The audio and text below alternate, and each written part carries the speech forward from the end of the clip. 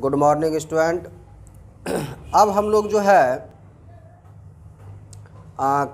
अपने क्लास को आगे बढ़ाएंगे। जहाँ तक हम लोग पहले पढ़ लिए थे उससे आगे जो है हम लोग डिस्कस करेंगे। तो हम लोग जहाँ तक अभी जहाँ तक पढ़ लिए थे है ना, उसमें जो है हम लोग मल्टीप्लिकेशन से रिलेटेड क्वेश्चन जो है बना रहे थे। ठीक है, किसका मल्टीप्लिकेशन? तो हम लोग मैट्रिक्स का मल्टीप्लिकेशन जो है हम लोग कर रहे थे, है ना। तो देखिए सबसे पहले थोड़ा सा ध्यान दे लेते हैं कि हम लोग जो है मैट्रिक्स के मल्टीप्लिकेशन को एक बार रिवाइज कर लेते हैं, है ना। इसके बाद इससे रिलेटेड जो भी हम लोगों का क्वेश्चंस है जहाँ तक हम लोग पहले कर चुके थे उससे आगे हम लोग क्वेश्चन जो है करने का प्रयास करेंगे। तो देखिए स्टूडेंट, सबसे पहले ध्यान देते हैं कि हम लोग जो है आज क्या सीखने वाले हैं। हम लोग आज सीखने वाले हैं किसी भी दो मैट्रिक्स को किस तरह से आपस में हम लोग मल्टीप्लाई करेंगे, है ना। हम लोग आज इसी पे डिस्कशन करने वाले हैं कि अगर दो मैट्रिक्स दिया हुआ है, टू मैट्रिक्स गिवन है, तो हम लोग किस तरह से उन दोनों मैट्रिक्स को आपस में मल्टीप्लाई कर सकते हैं। तो चलिए स्टूडेंट्स देखते हैं सबसे पहले मल्टीप्लिकेशन में क्या क्या कंडीशन है और किस तरह से हम लोग दो मैट्रिक्स को आपस में मल्टीप्लाई कर सकते हैं। तो आप लोग ध्यान से समझिएगा, आपको पूरी बात समझ में आ जाएगी। आप अच्छा से ध्यान से पहले समझिए। देखिए स्टूडेंट, सबसे पहले हम लोग दो मैट्रिक्स को मल्टीप्लाई करने के लिए कौन सा रूल पहले देखते हैं। जैसे मान लीजिए हमारे पास एक मैट्रिक्स ए है और हमारे पास दूसरा मैट्रिक्स बी है। ठीक है, हमारे पास दो मैट्रिक्स है और दोनों को आपस में मल्टीप्लाई करना है। अब देखिए अगर ऐसा हो जाए कि ए मैट्रिक्स का मान लीजिए ये जो ऑर्डर है इसका m/n ऑर्डर रहे, ठीक है, और मान लीजिए ये जो है, चलिए इसको मान लेते हैं कि ये p/q ऑर्डर का मैट्रिक्स है। ठीक है, हम दो मैट्रिक्स ले लिए, दोनों का ऑर्डर जो है डिफरेंट रूप में मान लिए हैं। अब देखिए ध्यान से बात आपको समझना है कि अगर इन दोनों मैट्रिक्स को आपको मल्टीप्लाई करना है, डैट मीन्स कहने का मतलब हुआ कि अगर आपको ए बी फाइंड करना है तो देखिए स्टूडेंट्स इसमें एक कंडीशन जो है फॉलो करना चाहिए। वो कंडीशन कौन सा फॉलो करना चाहिए कि देखिए ये दोनों जो आपस में है, ये वाला जो टर्म आप देख रहे हैं, ये दोनों आपस में क्या होना चाहिए? इक्वल होना चाहिए। कहने का मतलब ये हुआ कि आपका पहला वाला जो मैट्रिक्स है, वो जो फर्स्ट मैट्रिक्स है ए, है ना, उस मैट्रिक्स में जितना कॉलम होगा, नंबर ऑफ कॉलम्स होंगे, है ना, और ये सेकेंड वाला मैट्रिक्स आप जो देख रहे हैं बी, इसमें जितने रो होंगे, नंबर ऑफ रो, दोनों क्या होना चाहिए? इक्वल होना चाहिए, बराबर होना चाहिए, है ना। तभी जो है आप दो मैट्रिक्स को आपस में मल्टीप्लाई कर सकते हैं। ठीक है, देखिए एग्जाम्पल के लिए स्टूडेंट्स यहाँ पे समझ लेते हैं। और एक और बात देखिए, जैसे कि मान लीजिए पहले यहाँ पे समझ लेते हैं फिर आगे बढ़ेंगे। जैसे मान लीजिए ये ए है और ये बी है, जैसे कि इसका ऑर्डर मान लेते हैं, इसका ऑर्डर 2/3 है। ठीक है, अगर इसका ऑर्डर 2/3 है तो देखिए बी का जो ऑर्डर होगा, मतलब उसमें जो रो से स्टार्ट करिएगा, जो रो होगा उसमें कितना रो रहना चाहिए? 3 रो रहना चाहिए। कितना रो रहना चाहिए? कम से कम 3 रो रहना चाहिए। कॉलम ज़्यादा भी हो जाएगा तो कोई दिक्कत नहीं है, लेकिन रो कम से कम ये 3 से स्टार्ट होना चाहिए। मान लीजिए 3 से मान लीजिए सपोज दैट 3/2 भी हो जाए, ठीक है, तो इनको आप मल्टीप्लाई कर सकते हैं आपस में। क्यों कर सकते हैं? क्योंकि देखिए यहाँ पे ये इन दोनों का मान आपस में क्या है? बराबर है। बात समझ में आ गया होगा, है ना। अच्छा देखिए इन दोनों को जो मल्टीप्लाई जब करिएगा, जब ए बी जो आएगा तो ए बी का जो ऑर्डर होगा,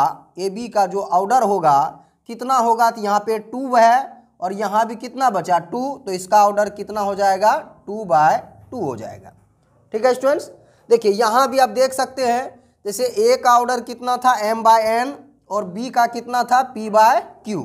अब दोनों को जब आपस में मल्टीप्लाई करिएगा तो इस मैट्रिक्स का जो ऑर्डर होगा वो कितना हो जाएगा?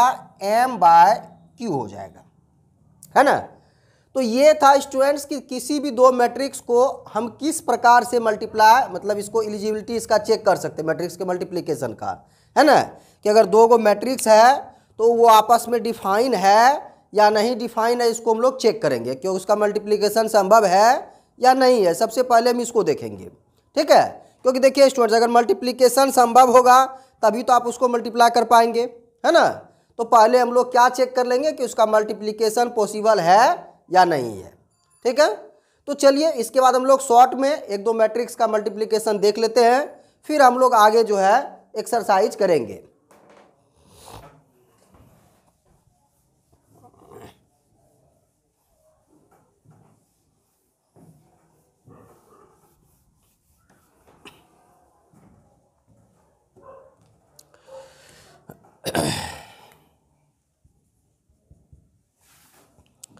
एग्जाम्पल के लिए देखिए यहाँ पे एक मान लेते हैं छोटा सा मैट्रिक्स हम ले लेते हैं, जैसे a इज इक्वल टू 2 3 4 5, एक छोटा सा मैट्रिक्स ले लिए, और b इज इक्वल टू हम लोग ले लेते हैं 4 5 6 7, एक छोटा सा लीजिए जिससे कि आपको ये समझ में आ जाए कि मैट्रिक्स का मल्टीप्लिकेशन किस प्रकार से होता है, मतलब आपका मल्टीप्लिकेशन एक बार रिवाइज हो जाएगा अच्छा से।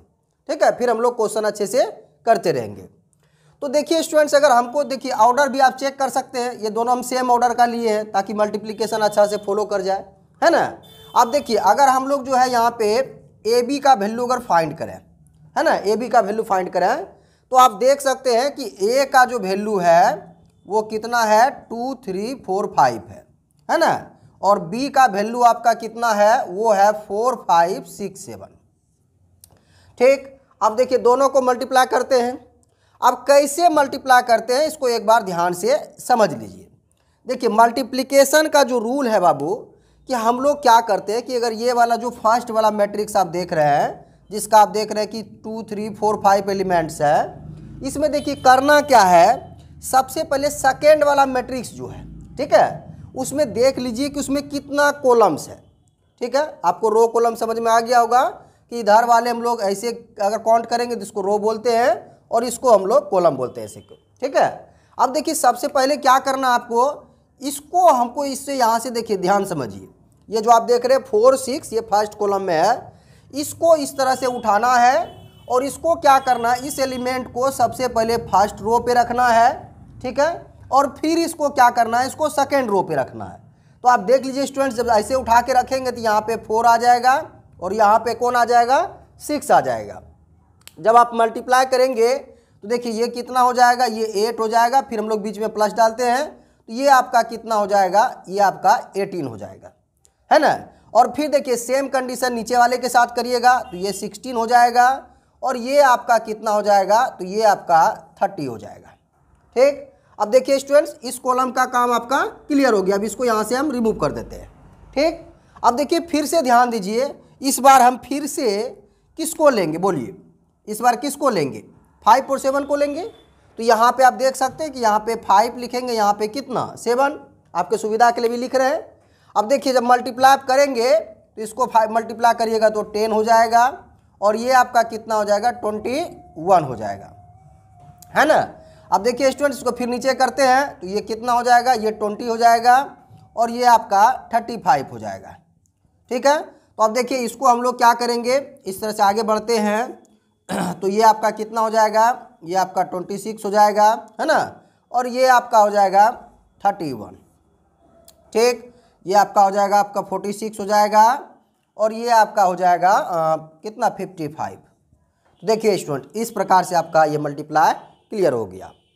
उम्मीद आपको समझ में आया होगा। एक बार फिर से रिपीट कर देते हैं कि जब भी हम लोग दो मैट्रिक्स को आपस में मल्टीप्लाई करते हैं तो क्या करते हैं, सेकेंड वाला जो मैट्रिक्स होता है ना, उसके कॉलम को लेकर के दोनों रो से मल्टीप्लाई करते हैं, फिर उसी प्रकार इस कॉलम से दोनों रो में मल्टीप्लाई करते हैं। ठीक है, तो उम्मीद है स्टूडेंट्स आपको मल्टीप्लिकेशन समझ में आ गया होगा। चलिए एक एग्जांपल और देते हैं।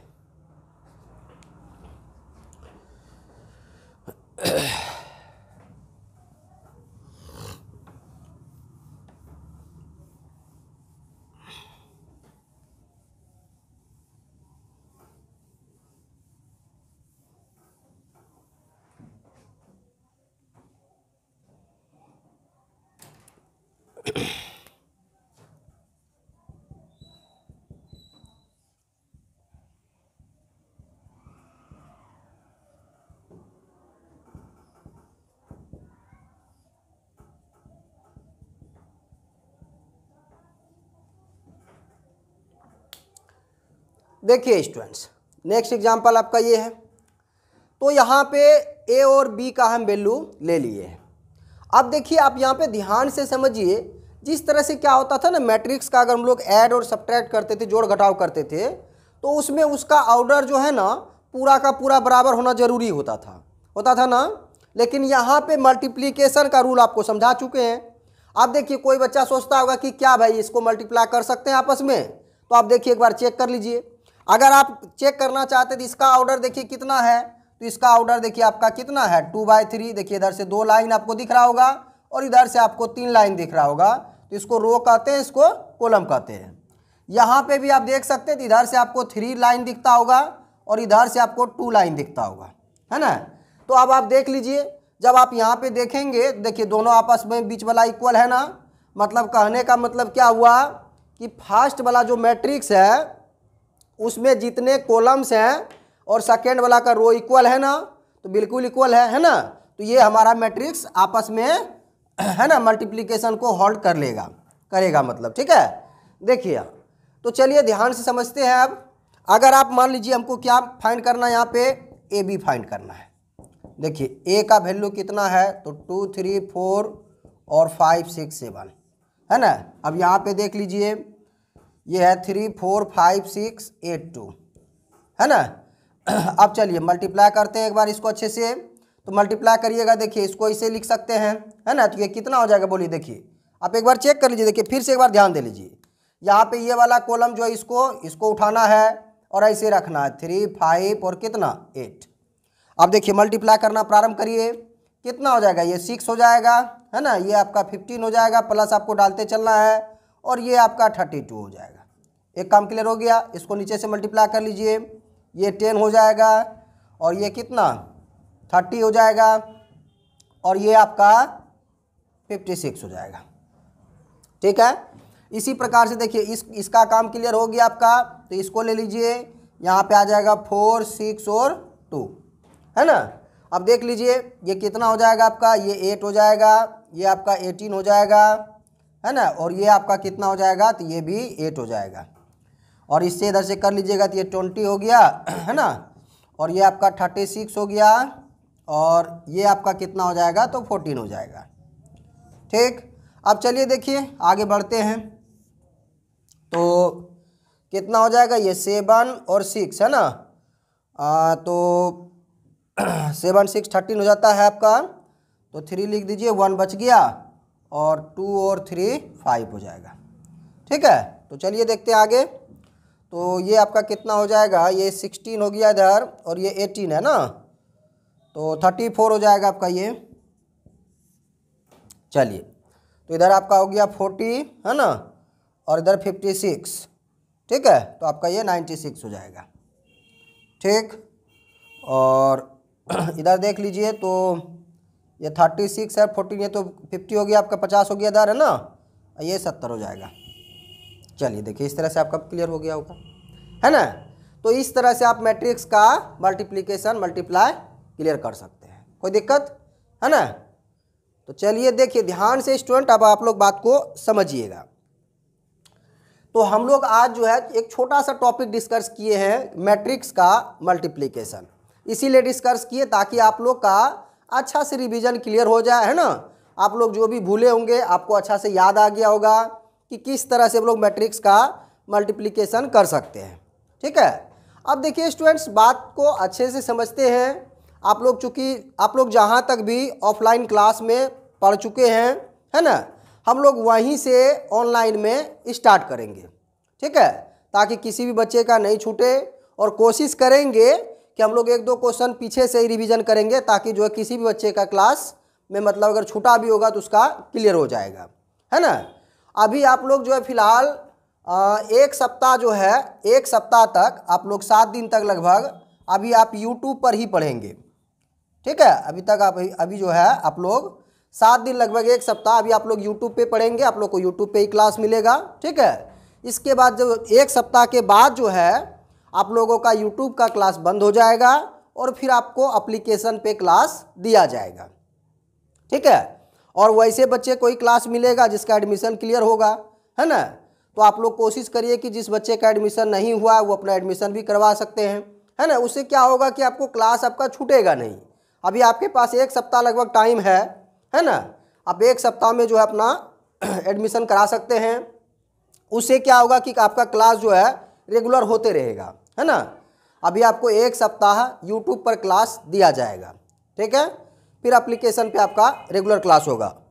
और अभी आपका टोटल इसमें जो है पार्ट 1 का भी एडमिशन आपका ओपन है, पार्ट 1 का भी क्लास हो रहा है। अभी यूट्यूब पे क्लास होगा भी 1 सप्ताह तक लगभग होना। अभी पार्ट 1 का भी क्लास यूट्यूब पर चलेगा, है ना।